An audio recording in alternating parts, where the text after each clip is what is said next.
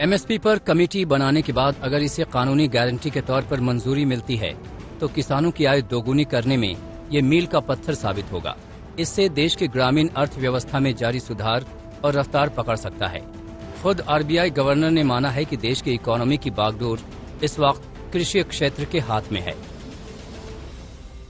Rural demand is exhibiting resilience and farm employment is picking up with robust performance of agriculture and allied activities, supported by a strong start to Rabi sowing, continuing direct transfers under Prime Minister Kisan scheme and extension of the free food grain under Pradhan Mantri Garib Kalyan Anna Yojana till March 22. दरअसल कृषि और ग्रामीण विकास की मजबूती के पीछे जो वजहें हैं उनमें शामिल हैं कोरोना काल में देश में कृषि और ग्रामीण विकास के लिए लाई गई योजनाएं, कृषि क्षेत्र में उत्पादन और उत्पादकता बढ़ाने के कार्यक्रमों से किसानों की आमदनी में हुआ इजाफा और ग्रामीण भारत में लोगों को रोजगार देने में मनरेगा की प्रभावी भूमिका।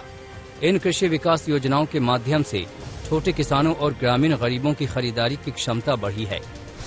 छोटे किसानों की जो समस्याएं हैं, जिनके पास थोड़ी जमीन है, उन्हें वैकल्पिक कुछ साधन आमदनी के उपलब्ध करवाना, इस तरह की जो बातें हैं उन पर ये कमेटी सहानुभूति पूर्वक विचार करके डिटेल्ड इसमें एक प्रोग्राम बनाए जिससे कि देश की जो 70% आबादी जो खेती पर आधारित है उसको लाभ मिल सके। अगर इंडियन फार्मर बी कीपिंग को अडॉप्ट करे, अभी भी गवर्नमेंट कई पॉलिसी लेके आती है तो बी कीपिंग के लिए कोई कंक्रीट पॉलिसी नहीं आ रही है। अभी भी इंडिया का जो बी कीपर है वो स्ट्रगल कर रहा है। अभी भी कई स्टेट्स हैं जहां पर बी कीपिंग हो सकती है, वहां पर बी कीपिंग अभी भी पहुंच नहीं पा रही है क्योंकि लोगों को अवेयरनेस नहीं है।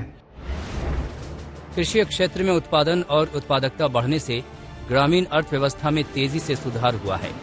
देश में कृषि अकेला ऐसा सेक्टर है जिसने 3 सालों से दूसरी तिमाहियों में लगातार विकास दर में बढ़ोतरी दर्ज की है। देश में 2020-21 में खाद्यान्न उत्पादन करीब 3086 लाख टन की रिकॉर्ड ऊंचाई पर पहुंच गया था। इसी तरह तिलहन उत्पादन रिकॉर्ड 361 लाख टन और दालों का उत्पादन रिकॉर्ड 257 लाख टन पर पहुंच गया था। 2021-22 में खरीफ फसल का रिकॉर्ड उत्पादन 15.050 करोड़ टन होने का अनुमान है। यही वजह है कि महंगाई घटाने में भी पॉलिसी निर्माताओं को इस रिकॉर्ड उत्पादन पर ही एतबार है। कोरोना की वजह से वापस गांव पलायन करने वाली देश की बड़ी आबादी को मनरेगा ने खासी संख्या में रोजगार दिया है। इससे भी लोगों की आय और क्रय शक्ति में इजाफा हुआ है। लेकिन ग्रामीण आबादी की आय बढ़ने के लिए अभी सरकार को ज्यादा कोशिशें करने की जरूरत है।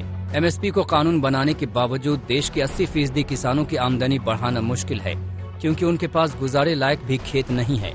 ऐसे में वैकल्पिक माध्यमों से उनकी आमदनी बढ़ाने पर सरकार को विचार करना होगा। आज तक ब्यूरो।